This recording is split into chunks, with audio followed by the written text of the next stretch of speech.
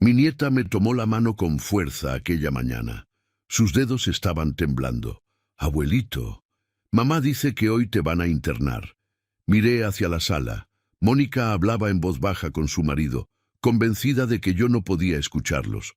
Hablaban del asilo y de mi casa, de lo que harían con el dinero. Pero cuando Sara me avisó, yo solamente sonreí. No porque no me hubiera dolido, sino porque yo ya lo sabía desde hacía semanas. Y cuando intentaron llevarme aquel día, ya no había nada que pudieran quitarme. Antes de continuar, suscríbanse al canal y díganos en los comentarios desde dónde nos están escuchando. Me llamo Martín Fuentes. Tengo 72 años y nunca pensé que tendría que protegerme de mi propia hija. Era un martes por la tarde, de esos en que el calor de Monterrey se mete hasta los huesos aunque uno esté bajo techo. Yo estaba sentado en el sillón de la sala, el mismo donde he pasado tardes enteras leyendo el periódico desde que me jubilé. Mis ojos ya no son los de antes, pero mis oídos seguían funcionando mejor de lo que ellos imaginaban. Y fue precisamente eso lo que me salvó. Enrique hablaba por teléfono en el pasillo, no susurraba, nunca tuvo la costumbre de cuidar sus palabras. Siempre asumió que yo era demasiado viejo para prestar atención. Cuando el viejo esté en el asilo, vendemos la casa, dijo, con esa tranquilidad que solo tiene la gente que nunca ha trabajado para conseguir algo. Me quedé inmóvil, el periódico entre mis manos, las páginas de deportes frente a mis ojos. Pero yo ya no leía nada. La casa vale por lo menos 4 millones de pesos. Con eso abrimos el negocio, pagamos las deudas y todavía nos sobra para vivir bien un par de años mientras despega. Escuché una pausa. Luego su voz bajó apenas un tono, no por discreción, sino porque estaba calculando. Y si logran declararlo incapaz, también podrán controlar la pensión. No es mucho, 17,000 pesos mensuales, pero algo es algo. Cerré el periódico con cuidado, sin hacer ruido, porque entendí que si me movía, si tosía, si hacía cualquier cosa que revelara que estaba escuchando, Enrique cambiaría de conversación y yo perdería la única ventaja que tenía en ese momento, el elemento sorpresa. Entonces miré hacia la cocina. Mónica estaba parada junto al fregadero, con un trapo en las manos y los ojos fijos en el mosaico de la pared. No cocinaba, no limpiaba, solo escuchaba, y no decía nada. Eso fue lo que más me dolió, no las palabras de Enrique, que al final de cuentas siempre había sido un hombre ambicioso y sin escrúpulos, sino el silencio de mi hija.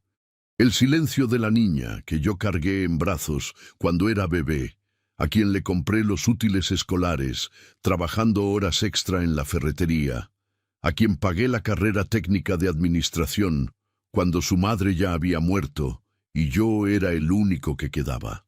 Ese silencio dolía más que cualquier palabra. Mónica puso el trapo sobre la barra y salió de la cocina sin decir una sola palabra, ni a Enrique, ni a mí.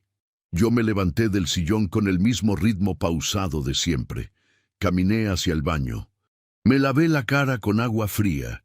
Me miré en el espejo por un momento largo, de esos en que uno no se ve a sí mismo, sino a todos los años que cargó en silencio. Una casa propia sin deudas, un terreno heredado de mis padres en las afueras de la ciudad. Inversiones modestas pero constantes, porque siempre creí que el dinero bien guardado es el único seguro real que existe. Y una jubilación que, aunque no era una fortuna, me alcanzaba para vivir con dignidad. Todo eso había construido yo, solo, sin que Enrique moviera un dedo, y ahora él lo quería todo. Regresé a la sala, me senté de nuevo, volví a abrir el periódico. Y cuando Enrique pasó por mi lado camino a la cocina, me saludó con esa palmada en el hombro que siempre me ha parecido falsa. ¿Cómo está, don Martín?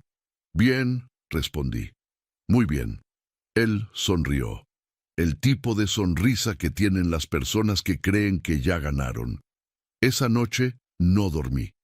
no por angustia, sino porque mi cabeza estaba demasiado ocupada organizando cada pieza de lo que acababa de escuchar. Traición, manipulación, un plan armado con cuidado, paso a paso, para declararme incapaz y quitarme todo lo que había tardado una vida en construir.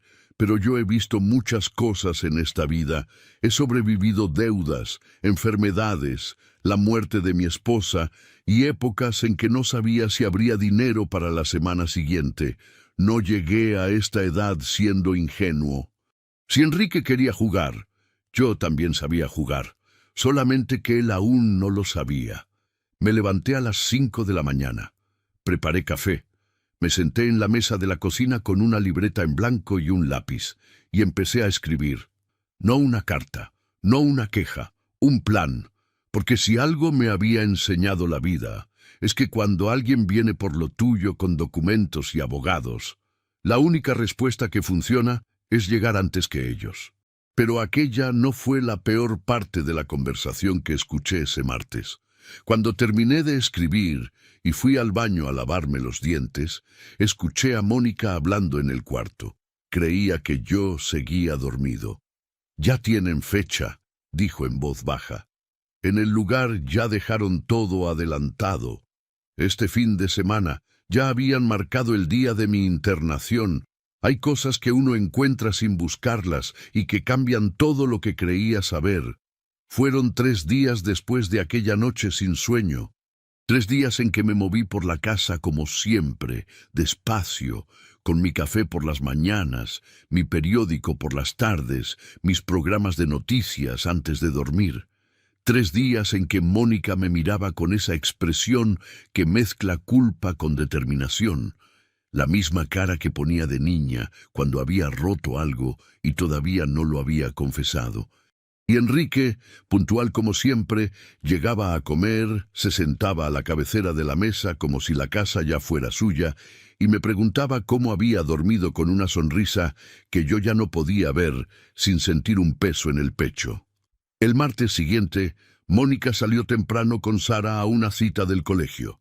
Enrique se fue al mediodía sin decir a dónde, y yo me quedé solo en la casa durante un buen rato, algo que ya no pasaba con frecuencia. No lo había planeado así desde el principio, pero en cuanto vi la casa vacía, entendí que esa era mi oportunidad. Entré al cuarto que Enrique usa como oficina cuando se queda a dormir en mi casa. Una habitación que originalmente fue el cuarto de costura de mi esposa Elena y que él fue ocupando poco a poco, primero con una silla, luego con una impresora, luego con archiveros, hasta que ya no quedaba nada de Elena en ese espacio, salvo el olor suave a madera vieja que ningún mueble moderno ha podido borrar. Sobre el escritorio había una carpeta beige, de esas de cartón grueso con broche metálico. No tenía ninguna etiqueta, pero estaba colocada encima de todo lo demás, como algo que se consulta con frecuencia. La abrí. Adentro había un sobre de papel manila, ya abierto. Lo saqué con cuidado.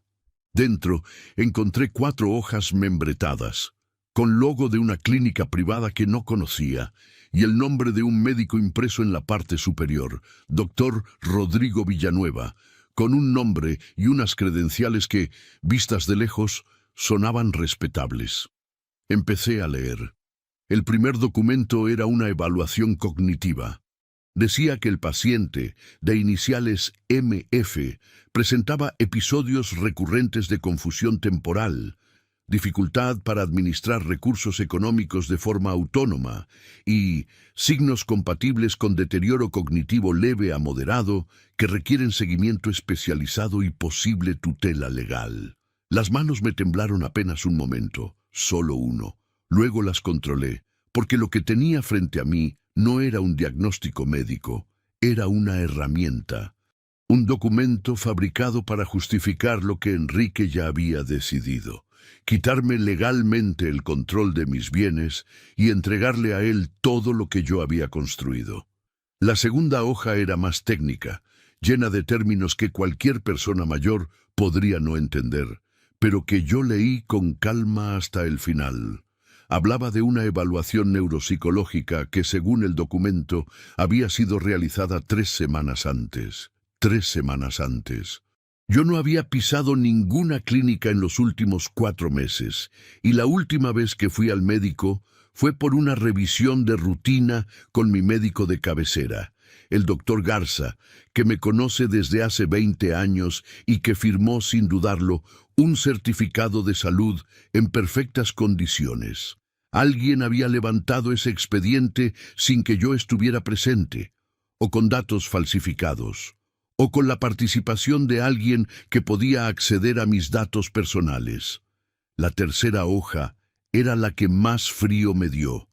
Era una carta dirigida a un despacho de abogados, firmada por el doctor Villanueva, en la que recomendaba iniciar un proceso para quitarme el control de mis bienes con el pretexto de proteger mi patrimonio. Activos. Así llamaban a mi casa, a mis ahorros de toda la vida. Guardé los documentos exactamente como los encontré. Cerré la carpeta.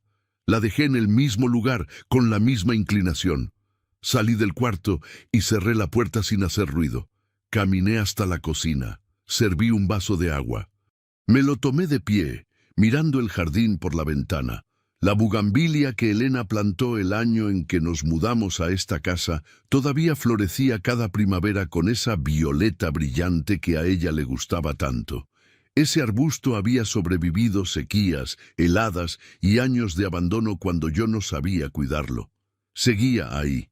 Yo también seguiría. Esa tarde, cuando Sara llegó del colegio, se sentó conmigo en el jardín como hacía siempre los martes. Trajo sus colores y yo fingí leer, pero en realidad la observaba. Tiene 12 años y la mirada más honesta que he conocido en mucho tiempo. No sabe mentir. No ha aprendido todavía, o quizás simplemente no quiere. «Abuelito», dijo sin levantar los ojos de su dibujo, «¿tú estás bien?» «¿Por qué me preguntas eso, mi niña?» Siguió coloreando unos segundos antes de responder. «Porque papá y mamá hablan mucho cuando creen que no escucho». No le pregunté qué había escuchado. No era justo ponerla en esa posición. Solo le dije que estaba muy bien, que no se preocupara y que el dibujo que estaba haciendo era precioso. Ella me miró entonces, con esos ojos que tienen los niños cuando saben que el adulto no les está contando todo, pero deciden respetar el silencio. «Te quiero mucho, abuelito. Y yo a ti, Sara, más que a cualquier cosa en este mundo». Esa noche revisé los documentos otra vez en mi memoria, punto por punto. Y fue entonces cuando reparé en algo que había pasado por alto la primera vez. Algo que estaba escondido en el encabezado de la segunda hoja, en letra pequeña, casi invisible. El nombre del médico, el doctor Rodrigo Villanueva. Ese nombre lo había escuchado antes. No en un consultorio, no en un hospital. Lo había escuchado en una conversación, meses atrás, en una cena familiar. Enrique había mencionado a un conocido de años que ahora tenía clínica propia. Alguien con quien jugaba dominó los viernes. Cuando vi el nombre del médico en ese documento, entendí que todo era aún peor de lo que había imaginado. Cuando uno lleva tantos años en este mundo, aprende a distinguir entre los errores y las decisiones. Un error es algo que ocurre sin intención. Una decisión es algo que se construye paso a paso, con plena conciencia de lo que se está haciendo.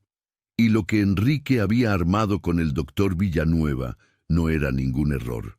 Era una decisión tomada con cuidado, con tiempo, y con la complicidad de alguien que había jurado proteger la salud de las personas.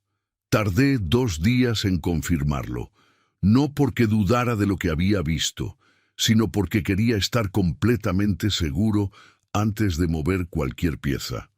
A mi edad, uno no puede darse el lujo de actuar por impulso. Los impulsos son para los jóvenes, que tienen tiempo de corregir sus equivocaciones. Yo no.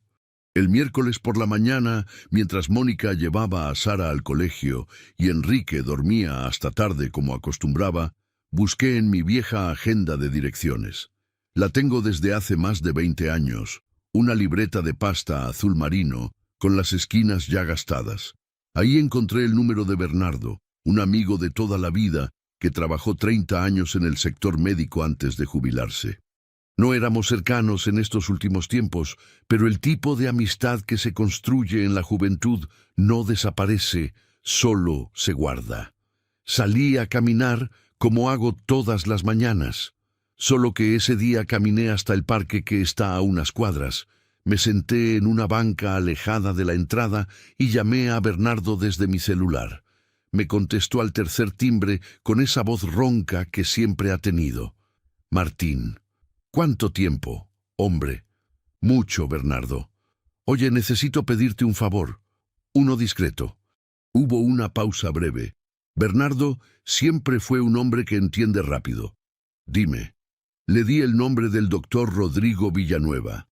Le dije que tenía clínica privada en Monterrey y que necesitaba saber qué tan serio era como médico, si tenía cédula profesional válida, si su clínica estaba registrada ante las autoridades sanitarias correspondientes. Nada más. Dame hasta mañana, dijo. Colgué. Seguí sentado en la banca un momento, mirando a dos palomas que peleaban por un trozo de tortilla cerca de la fuente. Pensé en Elena. Pensé en cuántas veces nos sentamos juntos en ese mismo parque cuando los niños eran pequeños. Pensé en todo lo que ella construyó conmigo y que ahora alguien quería borrar de un plumazo. Al día siguiente, Bernardo me llamó a las 9 de la mañana. Martín, ese médico existe, tiene cédula, tiene clínica, pero hay algo interesante. Dime. Su especialidad registrada es medicina general. Eso significa que ese tipo de evaluaciones no tenía el peso que aparentaba en los papeles. Cerré los ojos un segundo. ¿Y su clínica? Registrada hace apenas 16 meses. Sin historial relevante de evaluaciones del tipo que describes. Es una clínica nueva, pequeña, del tipo que se abre para dar servicios específicos a clientes específicos. Entendí perfectamente lo que Bernardo no estaba diciendo con palabras. Le agradecí. Le prometí que un día de estos nos veríamos a tomar un café. Colgué. Me quedé con el teléfono en la mano, mirando la pantalla apagada.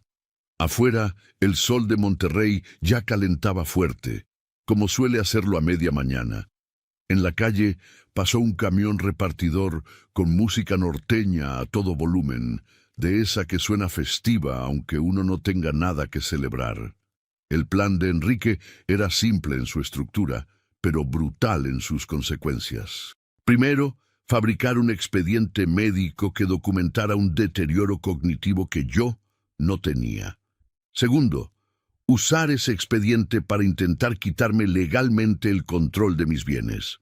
Y tercero, poner a Mónica al frente de todo para vender la casa y mover mi dinero sin que yo pudiera impedirlo. 3 pasos, limpios, legales en apariencia, y absolutamente devastadores para cualquier persona mayor que no supiera lo que estaba ocurriendo hasta que ya fuera demasiado tarde.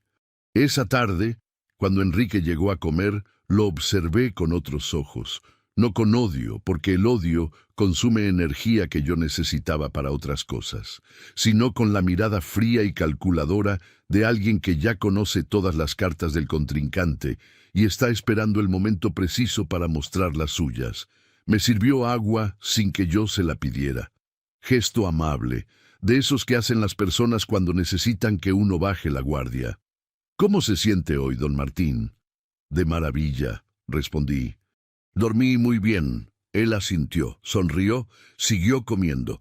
Mónica, en cambio, no me miró durante toda la comida. Movía la comida en el plato sin comerla. En algún momento Sara le preguntó si le dolía la cabeza, y ella dijo que no, que solo estaba cansada. Sara me miró entonces, solo un segundo, con esa expresión que tienen los niños cuando entienden más de lo que los adultos suponen. Esa noche, ya solo en mi cuarto, saqué la libreta donde había estado escribiendo mis notas desde aquella primera noche de insomnio.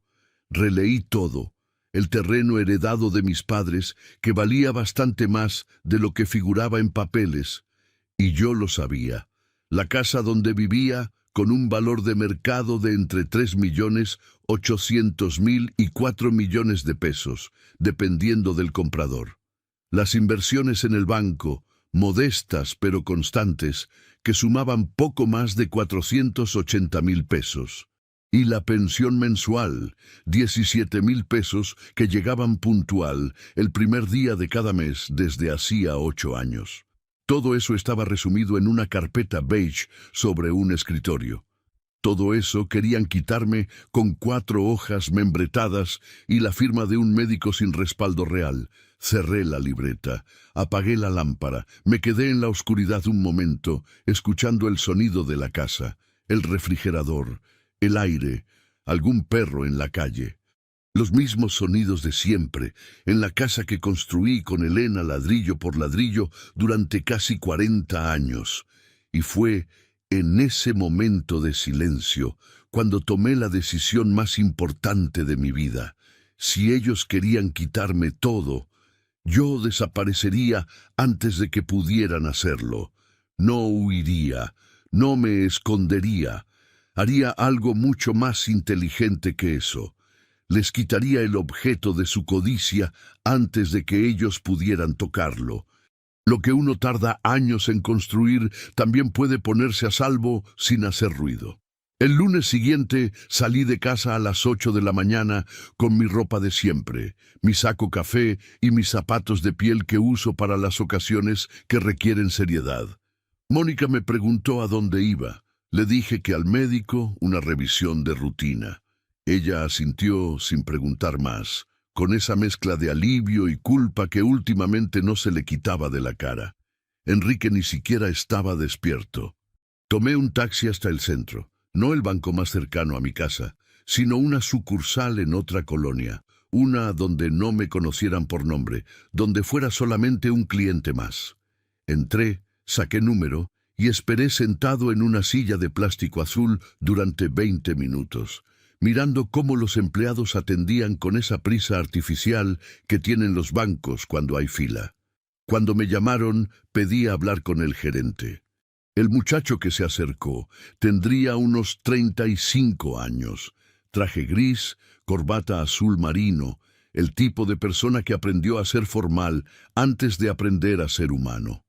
Me miró con esa condescendencia sutil que algunos jóvenes tienen hacia los ancianos, como si hablar despacio fuera señal de inteligencia y no de falta de respeto.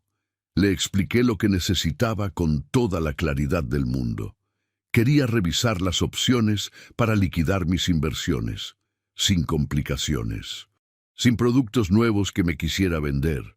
Solo información sobre cómo recuperar lo que tenía de la manera más rápida y menos complicada posible.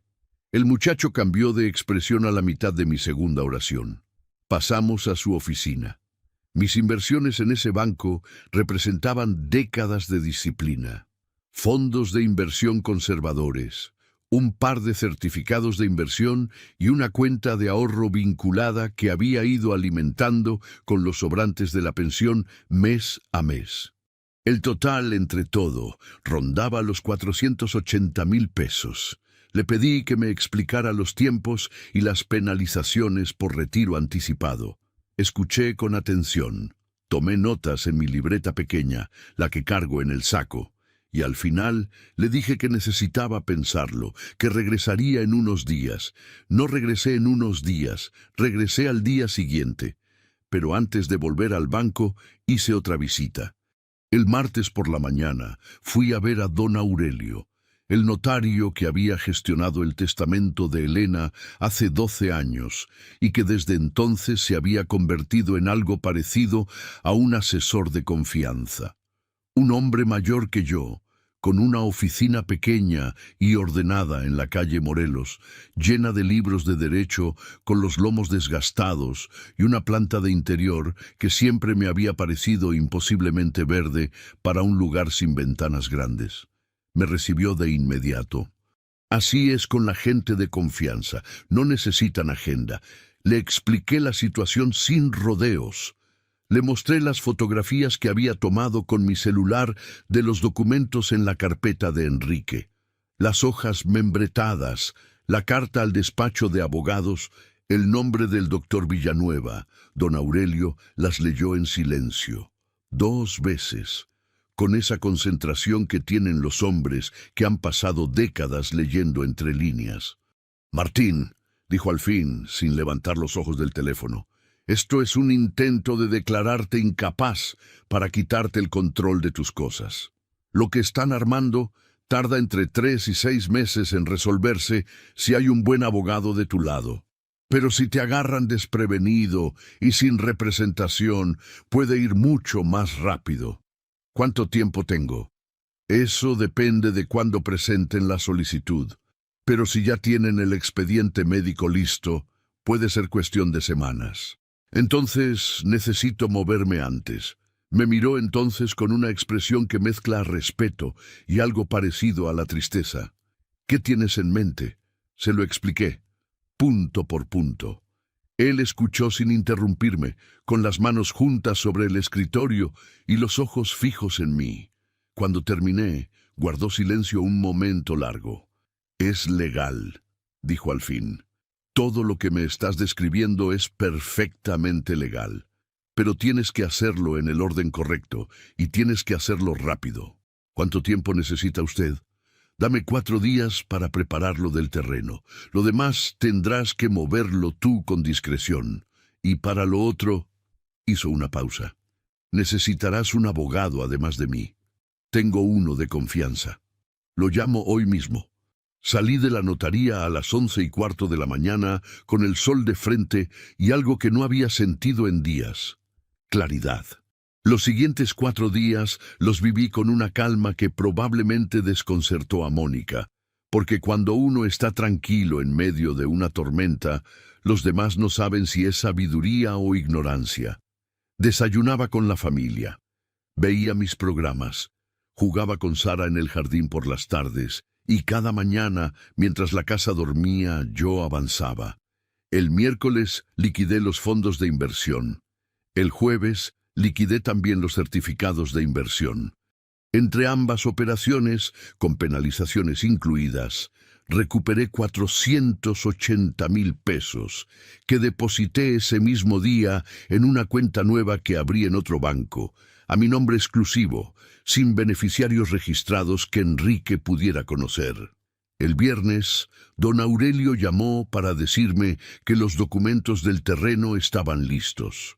El comprador era un desarrollador al que don Aurelio conocía de años, un hombre serio que pagaba en tiempo y no hacía preguntas innecesarias.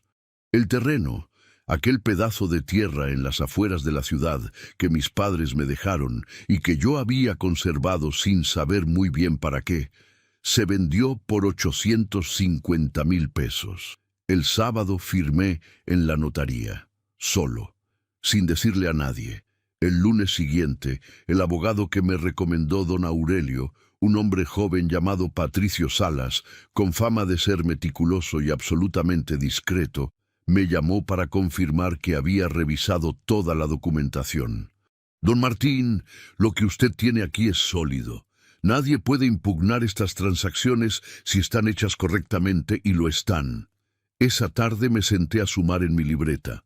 480,000 pesos de las inversiones liquidadas, 850,000 del terreno, más los 90,000 que tenía guardados en efectivo desde hacía años, en una caja fuerte, empotrada en el closet de mi cuarto, detrás de las cajas de zapatos viejos que Mónica nunca revisaba porque le parecían basura sentimental.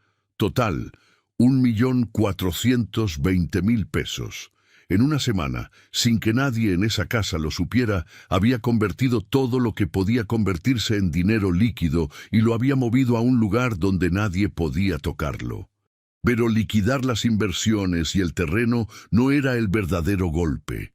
El verdadero golpe era algo que todavía no había ejecutado, algo que haría temblar todo el plan de Enrique desde su base misma. Porque sin eso, aunque yo hubiera movido el dinero, él todavía tenía el premio mayor, todavía tenía la casa. Vender la casa donde uno vivió 40 años no es una decisión que se toma en un momento. Es una decisión que se lleva cargando durante días, que uno revisa por las noches mirando el techo, que pesa diferente cada mañana dependiendo de la luz que entra por las ventanas. Pero hay momentos en la vida en que el apego a las cosas materiales tiene que ceder ante algo más importante, y lo más importante en ese momento no era la casa, era lo que la casa representaba para Enrique, el trofeo, el centro de todo su plan. El bien más valioso que justificaba cada mentira, cada documento falsificado, cada noche que él y Mónica pasaron planeando cómo quitármelo. Sin la casa, su plan entero se derrumbaba. El martes por la mañana llamé a Patricio Salas desde el parque, sentado en mi banca de siempre. El sol todavía no calentaba fuerte y había una brisa ligera que movía las ramas del fresno más grande. Un par de señoras mayores caminaban por el sendero con la velocidad tranquila de quienes saben que el tiempo les pertenece. Patricio, necesito avanzar con lo otro. ¿Está seguro, don Martín? Una vez que iniciemos este proceso, no hay marcha atrás fácil. Lo sé, por eso lo pensé bien. Hubo una pausa breve al otro lado de la línea. De acuerdo, tengo un cliente interesado que mencioné la semana pasada. Es un comprador serio, con recursos propios, sin necesidad de crédito hipotecario. Eso agiliza todo considerablemente. ¿Cuánto tiempo para cerrar? Si usted firma la promesa de compraventa esta semana, podemos escriturar en unos pocos días. El comprador ya tiene su parte lista. Solo necesitamos los documentos de su lado, que ya revisamos y están en orden. Adelante, dije. Esa misma tarde, Patricio me envió por mensaje los documentos preliminares para que los revisara. Los leí 3 veces en mi cuarto, con la puerta cerrada, mientras afuera Mónica veía televisión y Sara hacía tarea en la mesa del comedor. Todo estaba en orden. El precio acordado era de 3.700.000 pesos, ligeramente por debajo del valor máximo de mercado, pero justo para un cierre rápido y limpio. 3.700.000 pesos. Sumados al 1.420.000 que ya tenía movido, el total ascendía a 5.120.000 pesos. Una cantidad que yo nunca había visto junta en mi vida. Una cantidad que Enrique había estado contando en su cabeza como si ya fuera suya. Firmé la promesa de compraventa esa misma semana en la notaría de don Aurelio, quien coordinó todo con Patricio para que el proceso fuera impecable. El comprador era un hombre de unos 50 años, empresario del norte, que quería la propiedad para remodelarla y rentarla. Estreché su mano, firmé donde me indicaron, y salí a la calle con un papel que cambiaba todo. Los días siguientes fueron los más difíciles de todo el proceso. No por los trámites, sino por lo que implicaba vivir en esa casa sabiendo lo que yo sabía. Desayunar en la cocina donde Elena y yo tomamos café durante décadas. Sentarme en el jardín junto a la bugambilia que ella plantó. Ver la sala donde mis hijos jugaron de niños, donde celebramos cumpleaños y navidades y el regreso de Elena del hospital cuando superó aquella neumonía que nos asustó tanto el invierno del 97. Una tarde, mientras Sara y yo estábamos en el jardín, ella dejó sus colores a un lado y me miró con esa seriedad que a veces tienen los niños cuando van a decir algo importante. «Abuelito, ¿tú quieres mucho esta casa?» La pregunta me tomó por sorpresa. No por lo que decía, sino por cómo lo decía, con una tristeza pequeña, como de quien ya siente que algo se está yendo, sin entender bien por qué. «Esta casa tiene muchos recuerdos, mi niña. Pero los recuerdos no viven en las paredes, viven aquí». Me toqué el pecho. Ella asintió despacio. Siguió coloreando. Pero antes de que yo me levantara, dijo algo más, en voz muy baja, sin levantar los ojos. «Papá le dijo a mamá que cuando te lleven al lugar ese, van a cambiar las chapas ese mismo día». Me quedé quieto un momento. «¿Cuándo escuchaste eso, Sara?» «Anoche. Creían que estaba dormida. Cambiar las chapas ese mismo día». La imagen fue tan brutal en su simpleza que tuve que respirar despacio para no dejar que se me notara en la cara. Ese era el nivel de la planificación de Enrique. No había margen de error en su mente, no había espacio para el arrepentimiento ni para la duda. Era un plan ejecutado con la frialdad de alguien que ya había decidido que yo no era su suegro, sino un obstáculo. Le acaricié el cabello a Sara. «Gracias por contarme, mi niña. Eres muy valiente». Ella levantó los ojos. Tenían ese brillo húmedo de los niños que no quieren llorar, pero ya están muy cerca. «¿Tú vas a estar bien, abuelito?» «Voy a estar perfectamente bien, te lo prometo». Y lo decía en serio, porque para ese momento el proceso de venta de la casa estaba prácticamente cerrado. Patricio me había confirmado que la escrituración final quedaría lista en cuestión de días. El comprador ya había depositado el anticipo correspondiente, y yo había comenzado a mover discretamente mis cosas personales más importantes, poco a poco, en bolsas que sacaba cuando la casa estaba sola, llevándolas a casa de Bernardo, quien me las guardó sin hacer preguntas. Fotos de Elena, los documentos importantes, la caja pequeña de madera donde guardo las cartas que ella me escribió durante los 3 meses que estuve trabajando fuera de Monterrey el año que nos casamos. Cosas que no tienen precio en pesos, pero que son todo lo que de verdad importa. El viernes, Patricio me llamó a las 4 de la tarde. «Don Martín, todo está listo. Mañana podemos escriturar si usted puede». «Mañana», confirmé. El sábado firmé la escritura final. La casa dejó de ser mía legalmente antes de que terminara esa mañana. El comprador me agradeció. Don Aurelio me miró con esa expresión serena de los hombres que han visto mucho y juzgan poco. Patricio me dio una palmada en el hombro que no se sintió condescendiente sino genuina. Salí a la calle con el sol de mediodía en la cara y algo extraño en el pecho. No alivio exactamente, tampoco tristeza. Algo más parecido a la sensación de haber terminado un trabajo difícil que nadie más va a reconocer, pero que uno sabe que estaba bien hecho. La casa ya no era mía. Ya no podían quitármela. Llegué de regreso al mediodía. Mónica estaba en la cocina. Enrique veía fútbol en la sala. Todo igual que siempre. Nadie sabía nada. Me preparé un café. Me senté en el jardín. Miré la bugambilia un buen rato.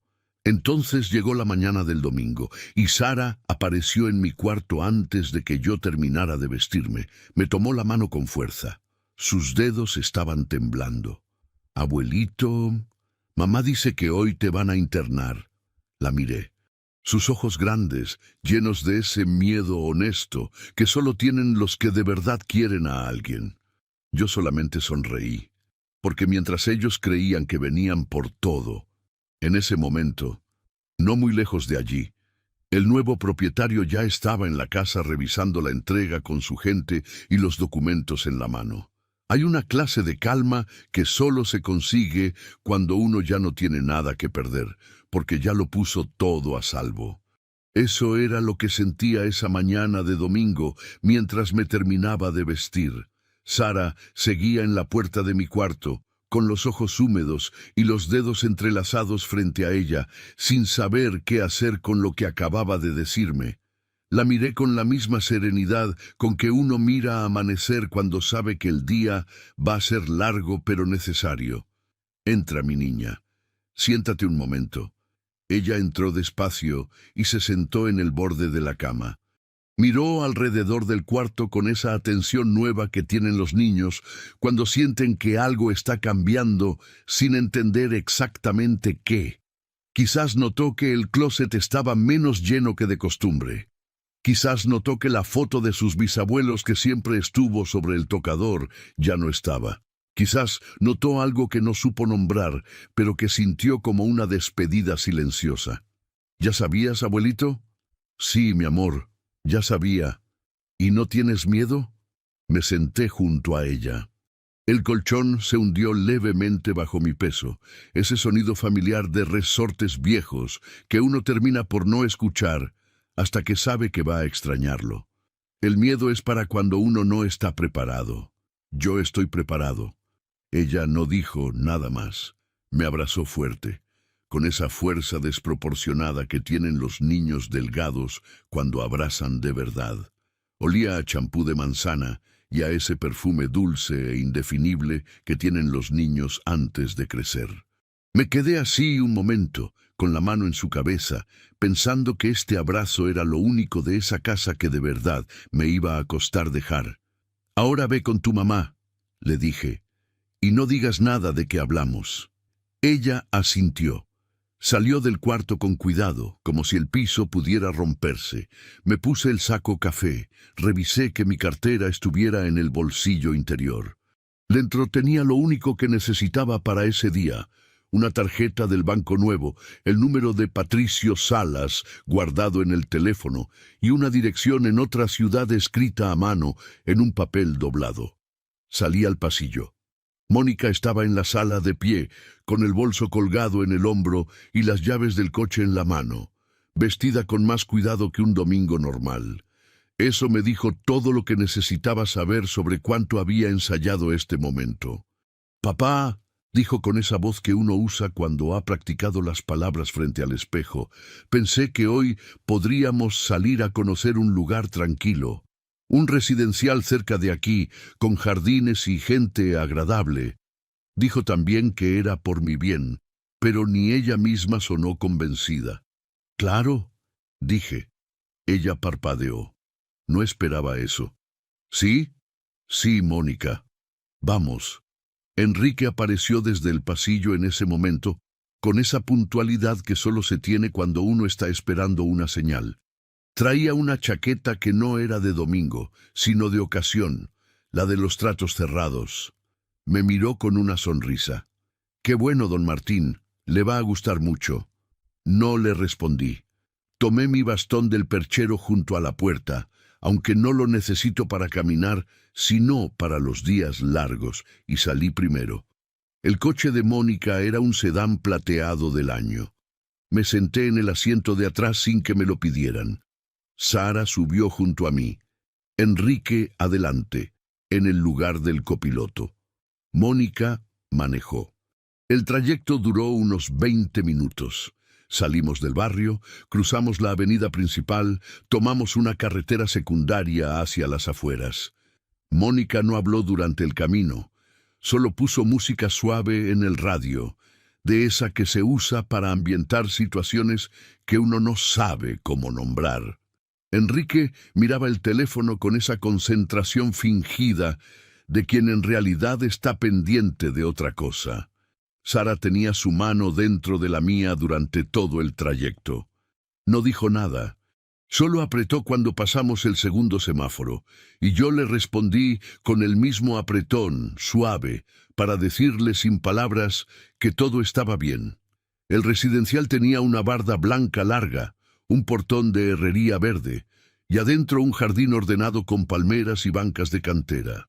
El tipo de lugar que se ve tranquilo desde afuera y que por dentro huele a desinfectante y tiempo detenido. Una mujer joven con uniforme azul marino nos recibió en la entrada. Nos dio un recorrido breve. Habitaciones individuales con ventana al jardín, un comedor amplio, una sala de televisión con sillones de vinil, un pequeño consultorio médico, todo limpio, todo en orden, todo diseñado para parecer digno sin serlo del todo. Yo caminé por ese pasillo con mi bastón, mirando cada cuarto, saludando a los empleados con cortesía. Enrique pasó más de media hora en la oficina administrativa, dejando formularios, copias y haciendo preguntas sobre el ingreso, convencido de que yo me quedaría allí ese mismo día. Mónica caminaba detrás de mí con los brazos cruzados sobre el pecho, sin mirarme. Llegamos a una habitación al fondo del pasillo. La mujer abrió la puerta. «Esta sería la habitación de don Martín», dijo con esa amabilidad profesional que no alcanza los ojos. Entré. Era un cuarto pequeño, con una cama individual, un sillón junto a la ventana y un baño privado. La ventana daba al jardín trasero, donde un señor mayor dormitaba en una silla bajo la sombra de un árbol. Afuera había pájaros. Adentro había silencio. Me quedé parado en el centro del cuarto un momento. Sentí a Mónica detrás de mí. Escuché cómo Enrique le decía algo a la mujer de uniforme en el pasillo, algo sobre papeles y fechas, el mismo tono que usaba cuando cerraba un negocio. Me volteé despacio. «¿Ya tienen los documentos?», pregunté con toda la calma del mundo. Enrique me miró con una expresión que pretendía ser amable. «Sí, don Martín. Todo está adelantado. Si usted acepta quedarse, mañana mismo traemos sus cosas». «Entiendo», dije, y no discutí. No alcé la voz. No hice ninguna escena. Porque mientras Enrique me explicaba el proceso con esa paciencia falsa que se usa con los niños y los viejos, yo sabía algo que él todavía no. A esa misma hora, no muy lejos de allí, en la casa que ya no me pertenecía, el nuevo propietario estaba adentro con su gente, y el portón estaba abierto. La verdad no siempre llega haciendo ruido. A veces simplemente aparece, y cuando aparece, ya no hay forma de esconderla. Cuando Enrique salió de la oficina administrativa, llevaba en la mano una carpeta con papeles que creía que valían todo. El camino de regreso a la casa duró 20 minutos. 20 minutos en los que seguramente ya estaba calculando el siguiente paso. Cuándo llamar al abogado, cuándo hablar con el comprador que tenía en mente, cuándo empezar a mover lo que creía que ya era suyo. Pero yo me quedé sentado en el sillón junto a la ventana un momento más, como si estuviera considerando la propuesta. La mujer de uniforme azul marino se asomó para preguntarme si quería agua o algo de comer. Le dije que no, gracias, que necesitaba unos minutos para pensar. Ella sonrió con esa amabilidad de protocolo y desapareció por el pasillo. Saqué el teléfono del bolsillo del saco. Tenía un mensaje de Patricio Salas, enviado hacía 40 minutos. «Don Martín, el comprador llegó a la propiedad esta mañana. Todo en orden». Guardé el teléfono.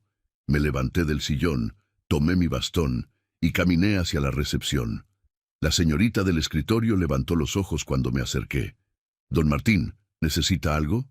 «Sí, necesito un taxi», ella parpadeó. «¿Perdón? ¿Un taxi? O si prefiere, puedo pedirlo yo mismo desde mi teléfono. Solo quería avisarle por cortesía». Don Martín, su familia dejó apartada una habitación y adelantó parte del proceso. «Pero si usted no quiere quedarse, no podemos obligarlo». «Exactamente», respondí. «Muchas gracias por su amabilidad». La señorita me miró sin saber bien qué decir. Abrió la boca, la cerró. Llamó a su supervisor. El supervisor llegó en 3 minutos. Un hombre de unos 45 años, fornido, con cara de pocos amigos y el tono de voz de quien está acostumbrado a manejar situaciones difíciles.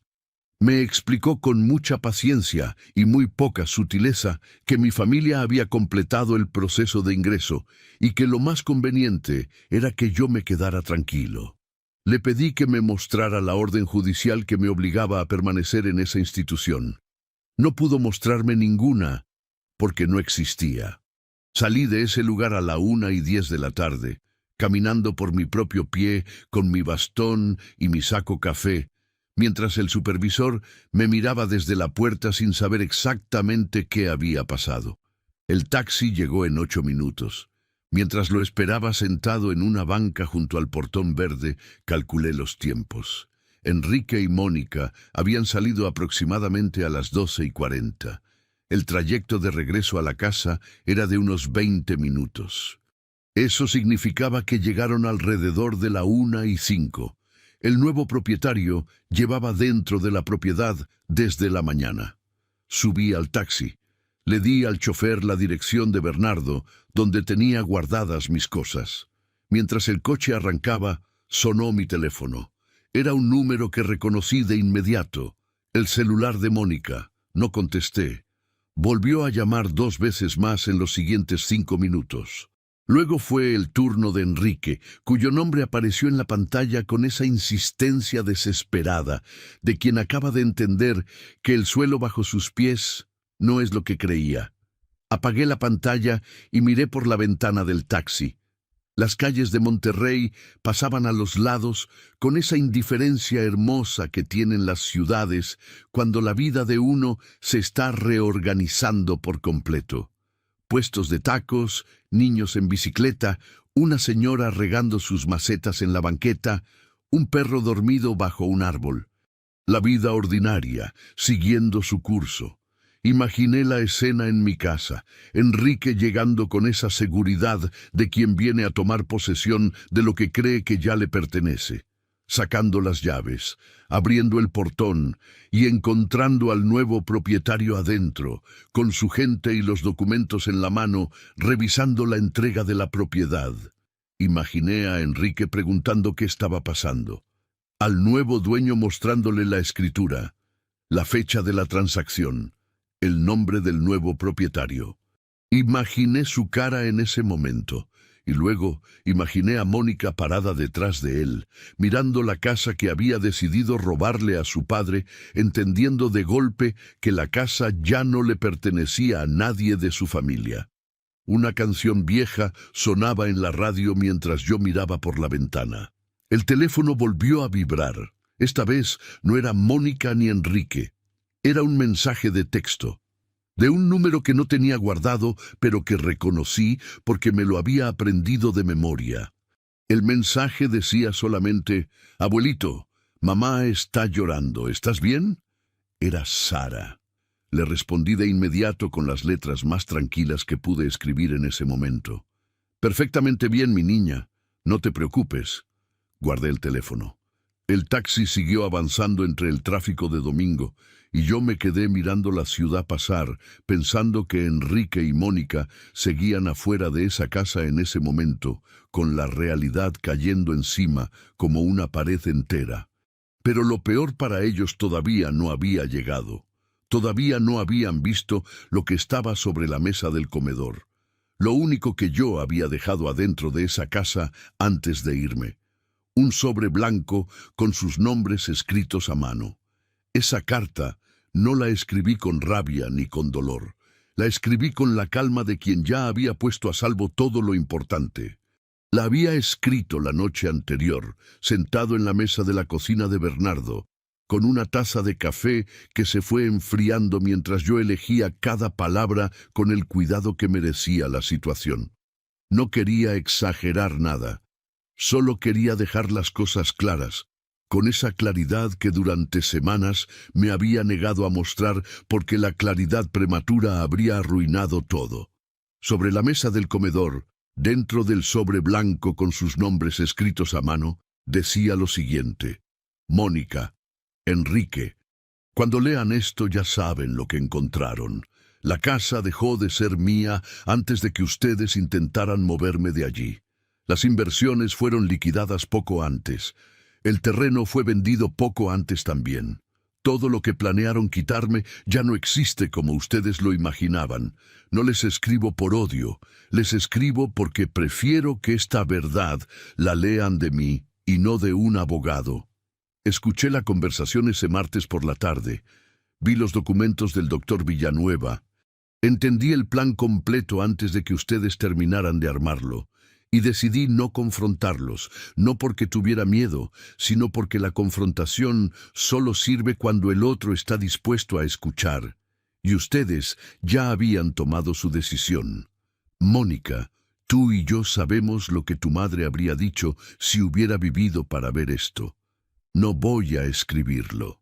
Tú ya lo sabes. Por un momento, pensé en llevar todo a las autoridades. Pero entendí que mi mejor defensa en ese momento era salir antes de que pudieran tocar un solo peso mío. Había dejado copias de todo en manos de mi abogado por si algún día hacía falta. Elegí no usarlo, porque Sara no merecía ver a sus padres en esa situación. Ese es el único motivo. Cuiden a esa niña. Es lo mejor que tienen, aunque todavía no lo sepan. Martín Fuentes. Eso era todo. Sin insultos, sin amenazas elaboradas, sin el drama que Enrique probablemente esperaba si alguna vez imaginó que yo podría responder, solo la verdad, ordenada y firmada. Bernardo me contó después, porque Mónica llamó a varios conocidos comunes buscando mi paradero, que Enrique había intentado comunicarse con Patricio Salas esa misma tarde del domingo. Patricio no le devolvió la llamada. También llamó a don Aurelio, que le confirmó con toda la serenidad del mundo que las transacciones eran completamente legales, que habían sido realizadas por un hombre en plena capacidad, y que si tenía alguna duda, podía consultarla con su propio abogado. Tiempo después supe, por terceros, que el doctor Villanueva había sido reportado ante las autoridades correspondientes por irregularidades en expedientes clínicos. No fui yo quien lo hizo, y tampoco quise saber más. Esa misma semana me fui de Monterrey. No lo hice el mismo día, porque todavía tenía que recoger mis cosas y cerrar un par de asuntos con calma. Cuando por fin salí de la ciudad, me instalé en San Luis Potosí, una ciudad que siempre me gustó por sus tardes frescas y sus calles empedradas y ese ritmo más pausado que Monterrey nunca tuvo.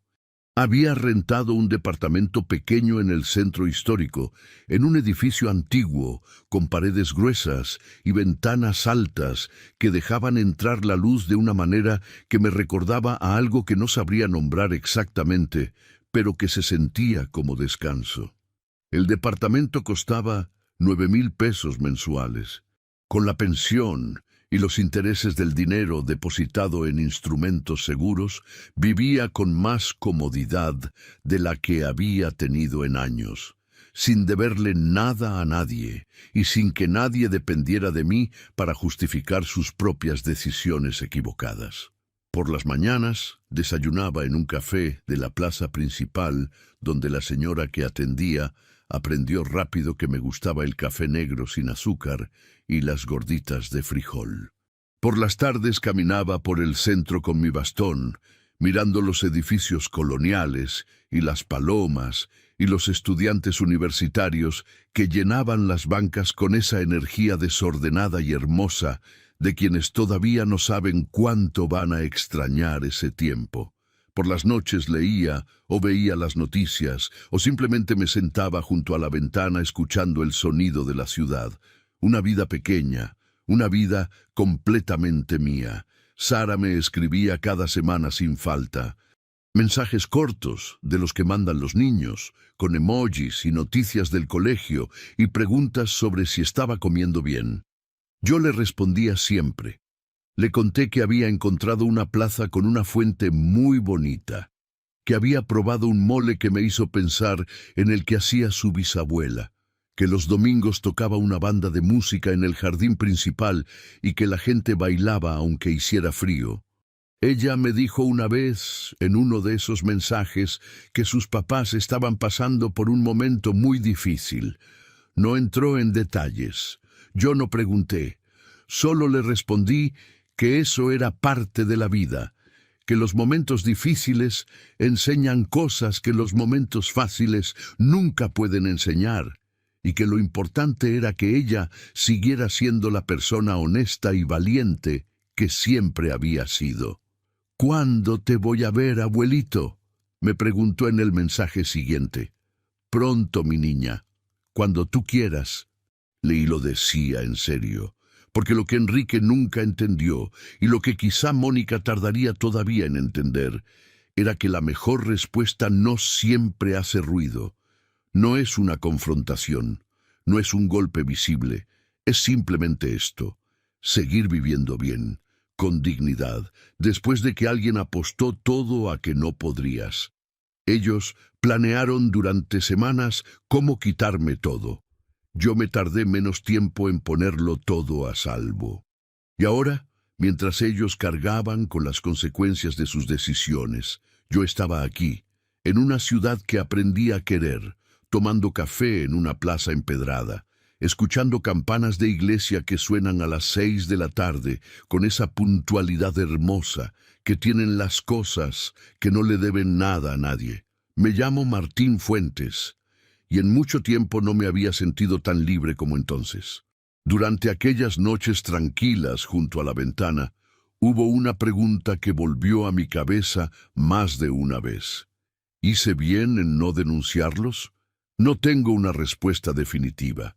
Solo sé que tomé la decisión que me dejó dormir tranquilo, y que sobre mi mesita de noche descansaba la caja de madera con las cartas viejas que Elena me escribió a mano, décadas atrás, cuando los dos éramos jóvenes y el futuro parecía infinito, y que eso al final valía más que cualquier victoria legal.